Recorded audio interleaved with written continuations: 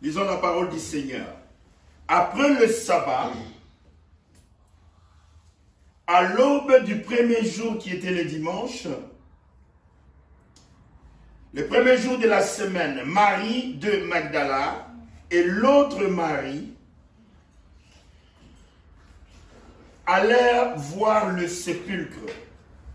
Et voici, il y eut un tremblement de terre, car un ange du Seigneur descendit du ciel et vint rouler la pierre et s'assit dessus. Verset 3. Son aspect était comme l'éclair et son vêtement blanc comme la neige.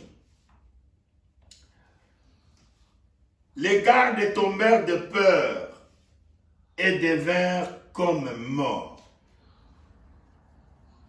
Mais l'ange prit la parole et dit aux femmes, pour vous, alléluia, pour vous, ne craignez pas, car je sais que vous cherchez Jésus qui a été crucifié. Il n'est point ici.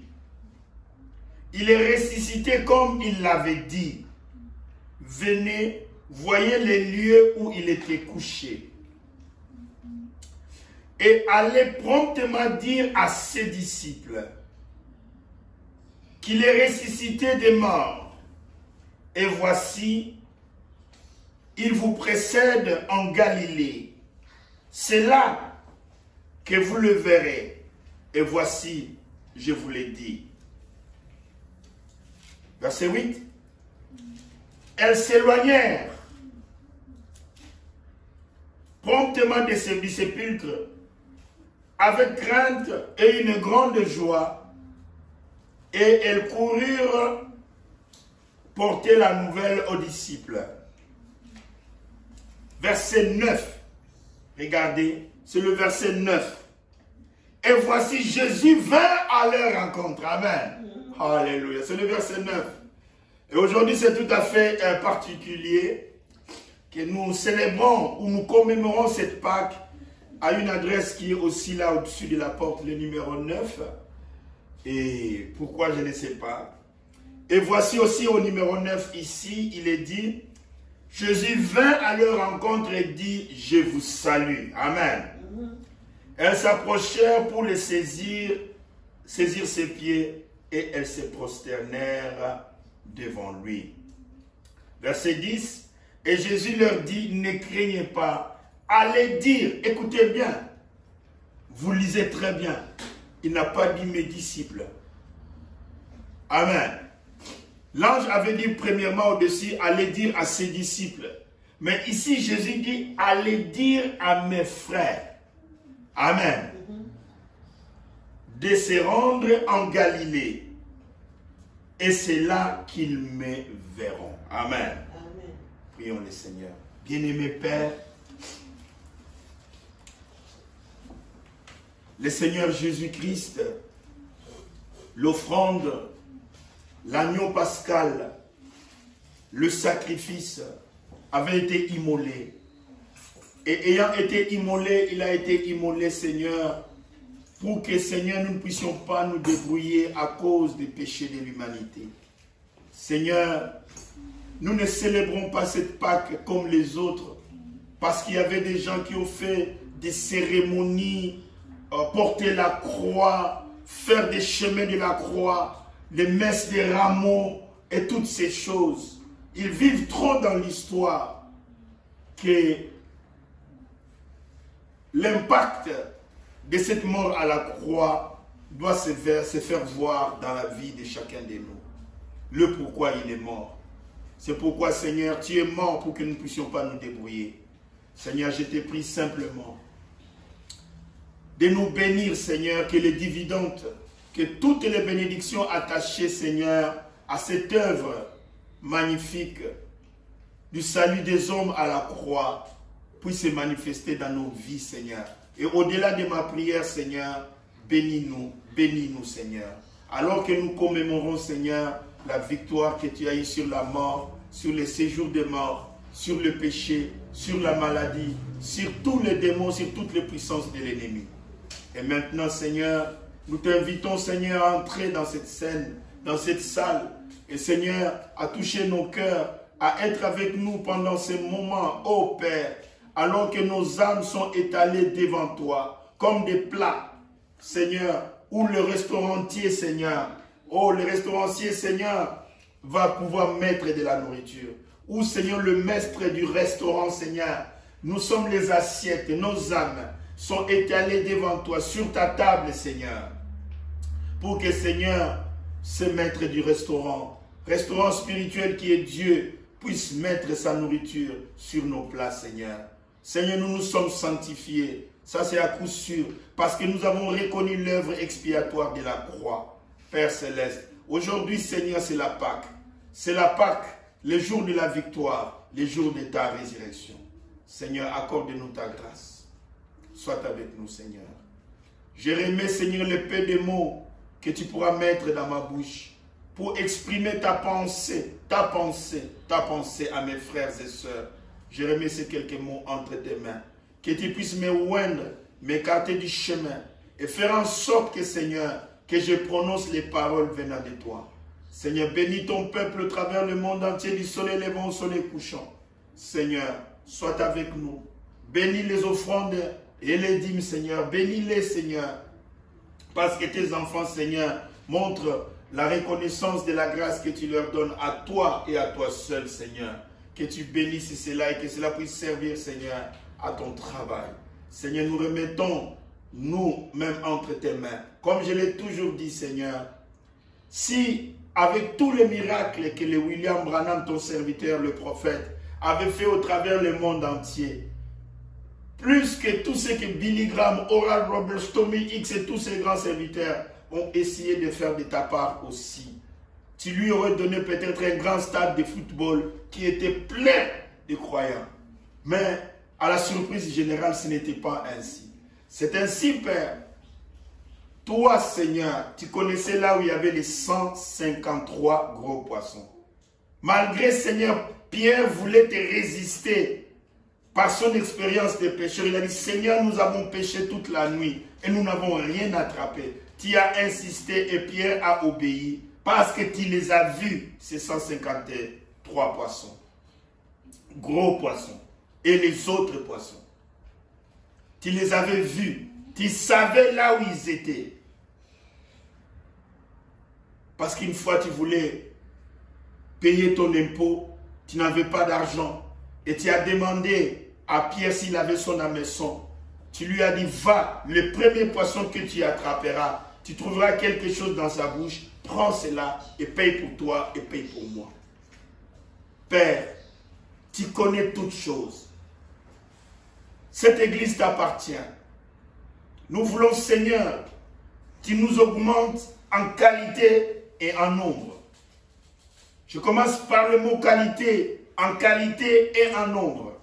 Seigneur, que tu envoies comme nous avons aussi donné le nom de cette église, assemblée des élus. Seigneur, c'est à toi de le faire, comme tu avais envoyé des poissons dans les filets de Pierre. 153 gros poissons et d'autres poissons. Seigneur, je remets, Seigneur, cela entre tes mains. Ouvre les cœurs des gens afin que, Seigneur, ce ministère puisse être bénéfique à une multitude. Nous remercions vraiment ta grâce pour toutes les vues qui sont déjà sur toutes les prédications, Seigneur, que nous avons essayé de publier sur les réseaux sociaux. Seigneur, que les peuples au travers le monde puissent être bénis, Seigneur. Maintenant, je rends ce service entre tes mains. Commence avec nous, Seigneur, aujourd'hui le 9 du 4e mois, Seigneur, 2023. Que tu nous bénisses, que tu bénisses ta parole. Que vraiment ta grâce nous accompagne pendant ces petits moments. Reçois toute la gloire, Seigneur Jésus. Et reçois tout l'honneur. Dans le nom de notre Seigneur et Sauveur Jésus-Christ, nous avons ainsi demandé. Amen. Amen.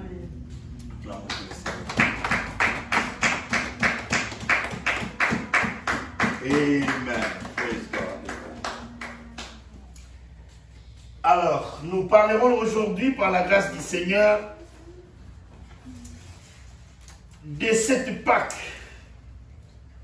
Mais remarquez,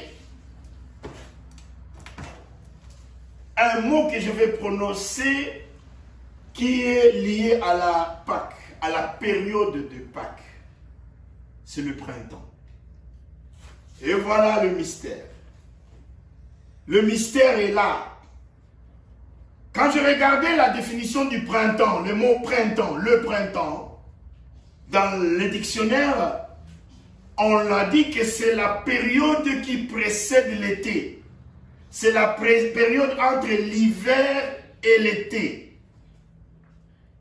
Et le printemps, c'est la Pâque de la nature. Amen. Alléluia. Le printemps, c'est la Pâque de la nature. Frère Branham, il a dit, ma première Bible, lui il dit cela, était la nature, la création, tout ce que Dieu a fait. C'était sa première Bible. Mais oui, Dieu et la nature sont une et même chose. Parce que tout a été créé par lui et pour lui. C'est pour cela que je vous ai montré que dans la nature, Dieu s'est identifié au soleil. Et vous savez que sans le soleil, il n'y aurait pas de vie sur la terre. Amen. Donc le soleil, c'est la vie. Sans le soleil, il n'y a point de vie sur la terre. Et tous ces cycles que vous voyez, de l'évaporation de l'eau, les nuages qui se forment, ensuite il y a la pluie, le soleil joue un rôle très très dominant. D'ailleurs, la nuit, vous savez, et nous le répétons toujours, que la lune, amen, n'a pas son propre soleil. Plutôt, la lune n'a pas sa propre lumière. Les étoiles non plus, amen. Donc, le soleil est très très très très important pour la vie sur la terre.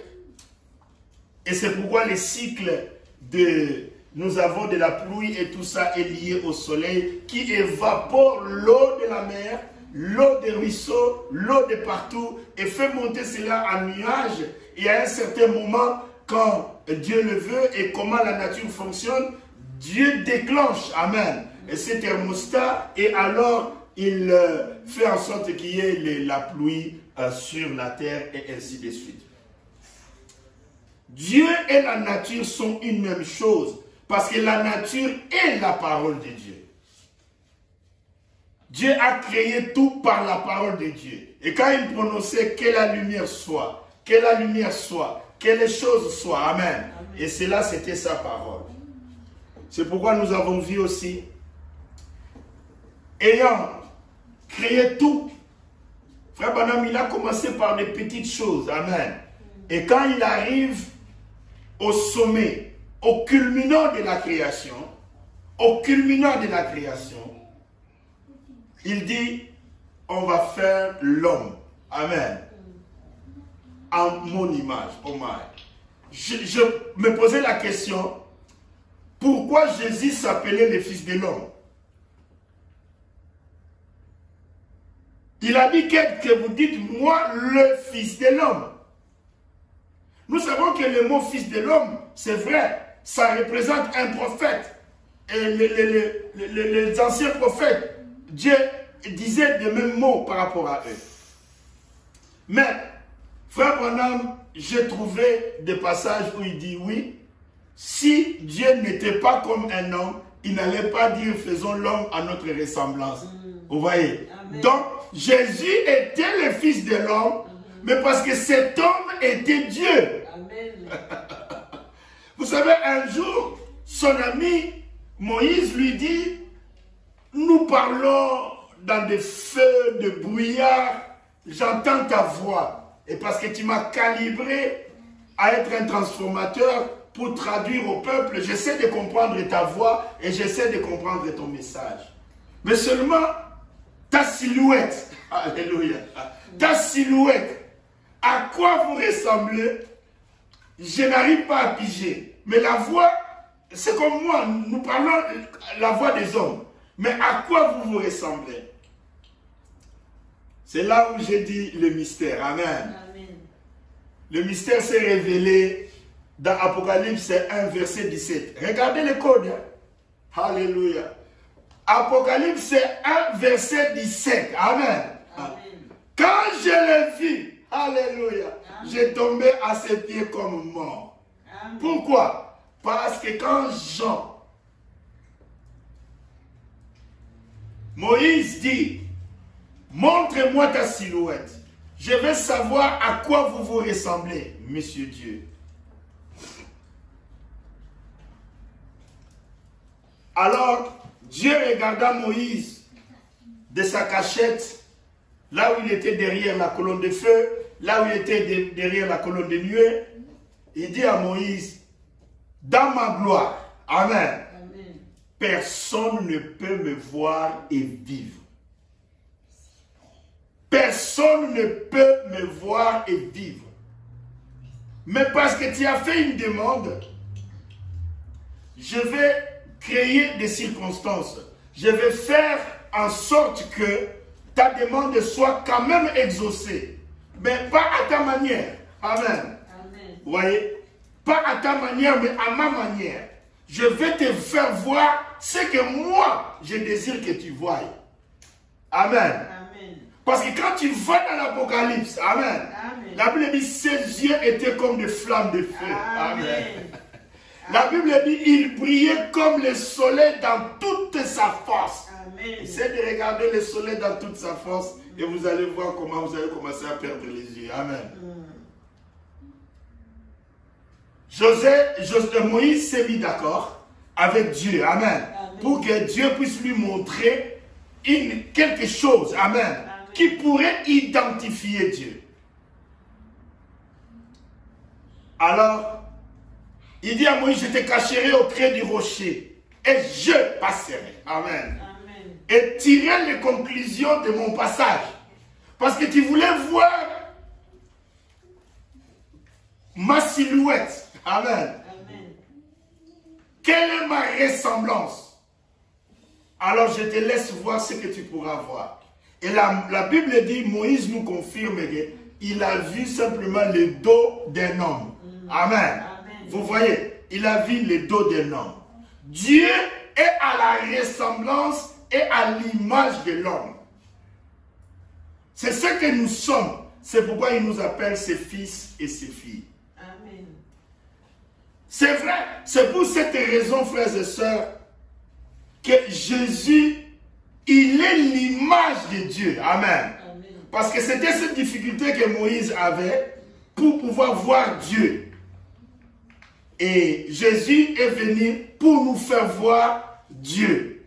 C'est pourquoi il était le fils de l'homme. Il était le fils de Dieu. Dieu, c'était cet homme-là. Amen. Amen. Cet homme-là au ciel qui ressemblait à l'homme de la terre. Amen. Amen. Faisons l'homme à notre image et à notre ressemblance. Et c'est pour cette raison, quand Philippe, alléluia, lui demanda, tu nous as trop parlé de ton Père, mais montre-nous ton Père et cela nous suffira. Amen. Alors Jésus lui dit, il y a si longtemps que je suis avec vous, Philippe, et tu ne m'as pas connu, et tu me demandes de te montrer le Père. Mais celui qui m'a vu a vu le Père. Amen. Amen. Oh man. Si quelqu'un veut voir le passeport de Dieu, si quelqu'un veut voir la carte d'identité de Dieu, amen, allez voir Jésus, amen, vous verrez son passeport. Amen. Dieu a un passeport, amen, Dieu a une carte d'identité, parce qu'il y a une photo de Dieu, amen, et il y a un nom de Dieu. Jésus dit, je suis venu au nom de mon Père. Amen. Si vous voulez voir le nom de Dieu, regardez la carte d'identité de Dieu. Amen. Jésus était ce passeport. Amen. Jésus était cette carte d'identité. Avec la photo de Dieu. Amen. Ce que Moïse ne pouvait pas voir. Vous voyez, Moïse n'a pas vu le visage. Moïse a vu le dos. Maintenant, quand Jésus est venu, il dit, je suis l'empreinte. Amen. Alléluia. Amen. Amen. Je suis la photo. Amen. Amen. Je suis la photo. Oh mon Dieu. Je suis la photo. Amen. Amen. La photo de Dieu. Amen. Donc je suis son image. C'est pourquoi dans Colossiens, la Bible dit, il est l'image du Dieu invisible. Amen. Amen. Non. Quelque chose qui est invisible, on ne peut pas en prendre en image. Est-ce que vous saisissez la portée? Amen. Il est l'image du Dieu invisible. Mais comment quelque chose qui est invisible, vous pouvez prendre son image? Bon, regardez maintenant. Ce qui est invisible, c'est pour nous que cela est invisible. Est-ce que vous saisissez? Amen. Il est l'image du Dieu invisible. Ce qui est invisible, c'est pour nous que cela est invisible. Mais dans les dimensions de Dieu, ce sont les choses visibles. Amen.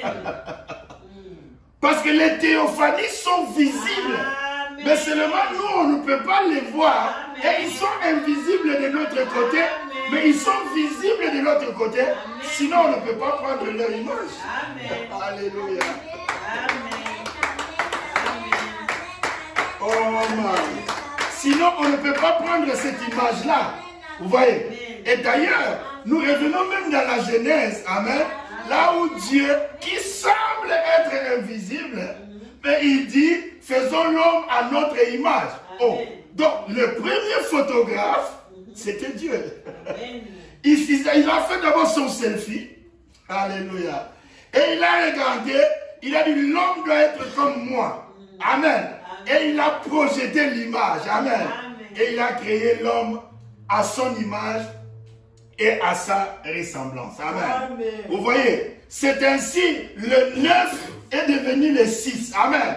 Parce que ça, c'est la loi de la physique sur le diaphragme. Amen. Amen. Sur la présentation physique de l'image et ce qu'on appelle l'objet. Amen. Voilà. De l'objet et de l'image. En physique, il y a l'objet, le réel et son image. Amen. Amen. Et là, nous voyons que l'objet, le réel et l'image de l'objet sont dans l'opposition. Amen. Amen. Sont dans le renversement. Amen. Et c'est exactement ce qui est devenu. Le 9 est devenu le 6. Amen. Amen. Le 9 est devenu le 6. L'homme poussière de la terre est à l'image de Dieu. Amen. Amen. Donc si Dieu est saint, donc Dieu est le 9. Et l'homme reste le 6. C'est pourquoi Dieu est venu nous relever par la nouvelle naissance. Amen. Amen. Pour que nous passions de 6 à 9. Amen. Amen.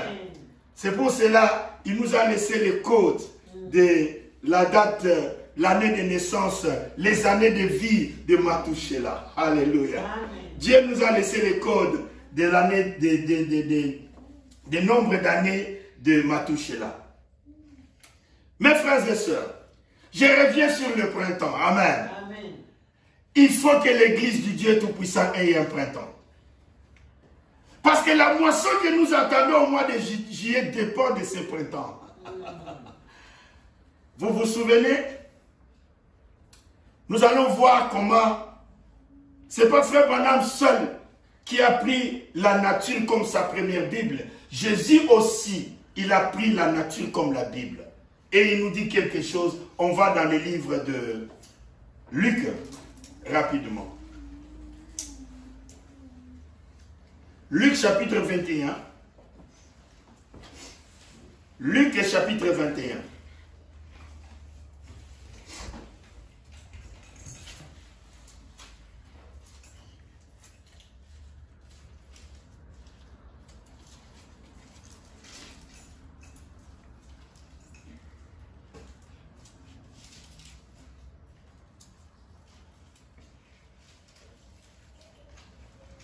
Luc chapitre 21, nous allons lire rapidement.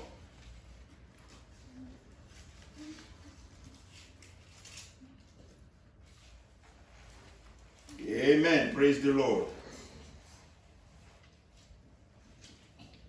Luc 21, verset 29.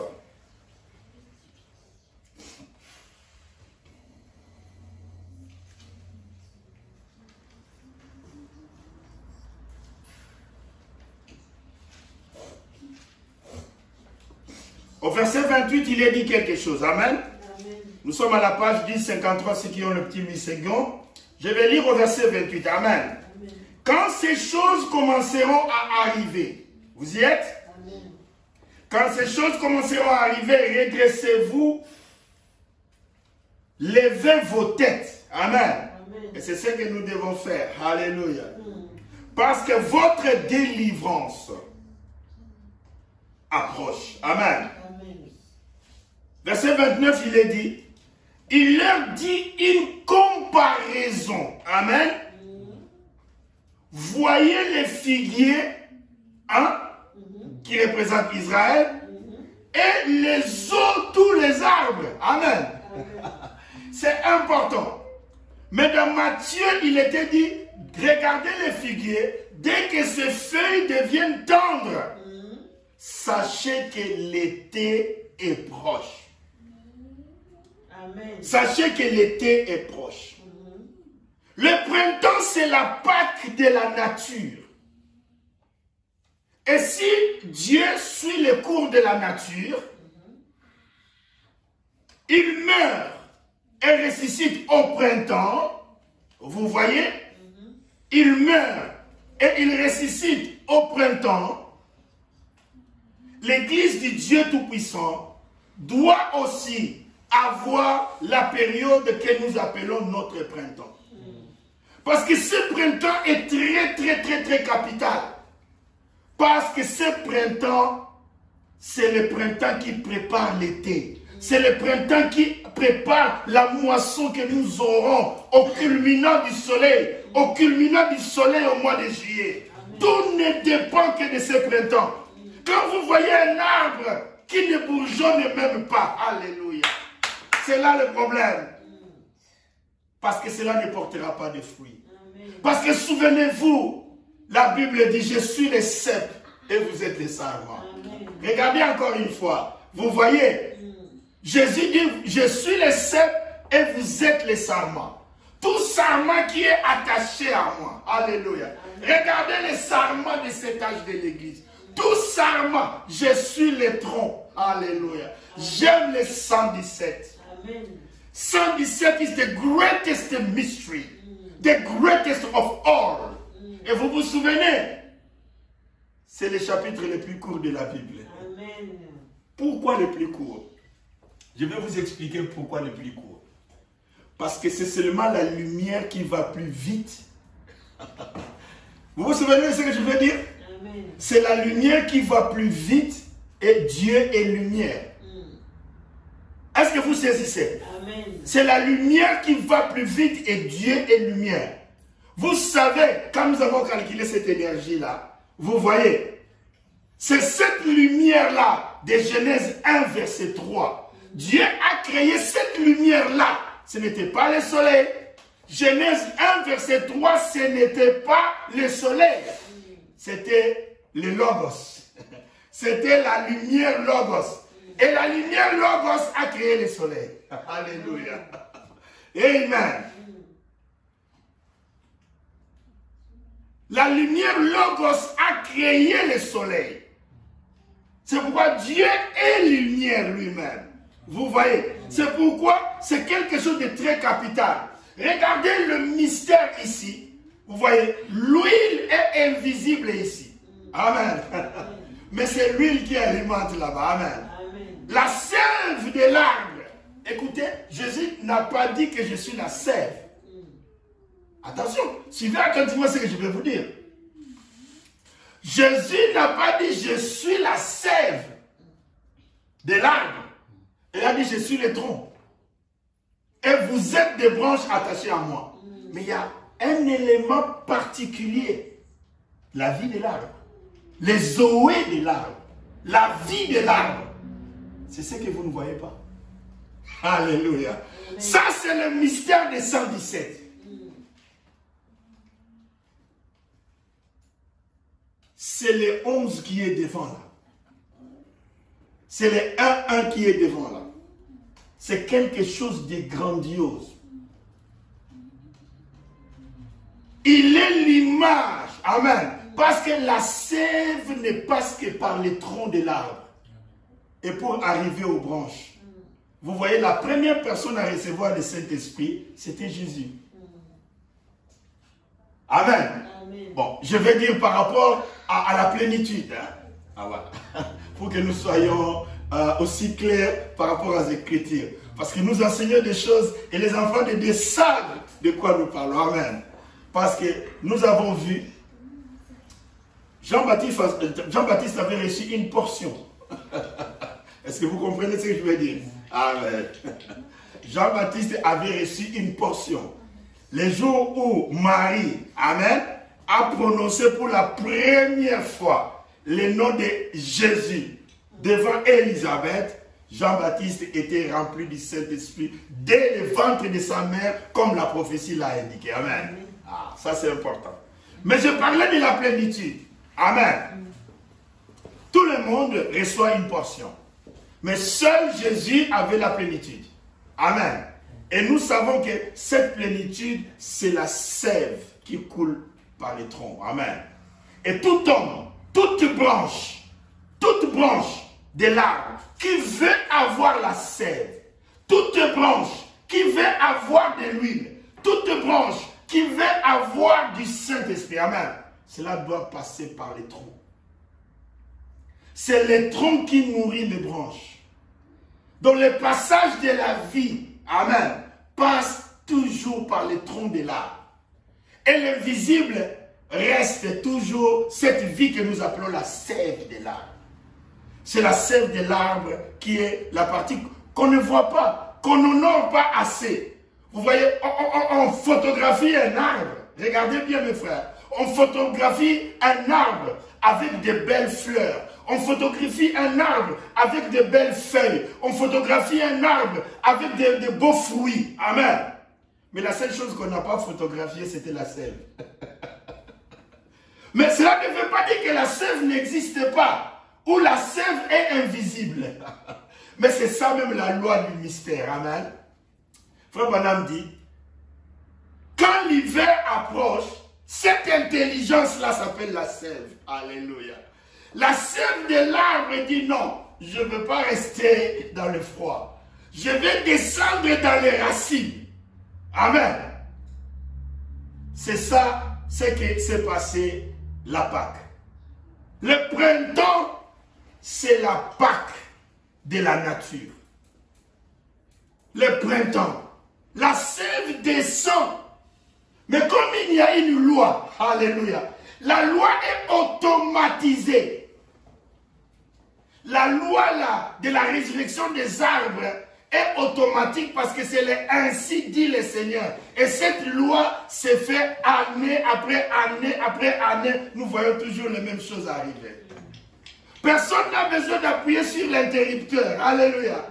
Personne n'a besoin de faire quoi que ce soit. C'est la loi. C'est pourquoi la Bible dit, mes frères, si l'Esprit qui a ressuscité Christ d'entre les morts, amen, si cet Esprit habite en toi, amen, amen, amen, cette loi va agir, amen, amen, cette loi va vous ramener automatiquement à la vie, amen, que vous le vouliez ou pas, alléluia, la loi là va agir, amen, parce que vous êtes un arbre, amen, qui est planté, alléluia, et de courants d'eau, amen, c'est ça le mystère, amen. La sève, amen, amen, qui traverse le tronc, alléluia. La sève qui traverse les troncs, amen, amen, et va vers les branches. Amen. Amen. Sans moi, vous ne pouvez rien. Amen. Mais avec moi, vous pouvez tout. C'est pourquoi il a dit les œuvres que j'ai faites, vous les ferez aussi. Amen. Je m'en vais vers mon Père. Et dans 50, alléluia, ça sera la Pentecôte. Amen. Amen. Mes frères et sœurs, l'épouse de Jésus-Christ doit avoir un printemps.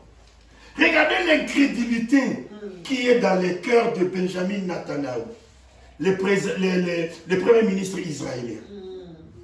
Il veut bloquer la chrétienté. Il croit que nous sommes en train de les envahir.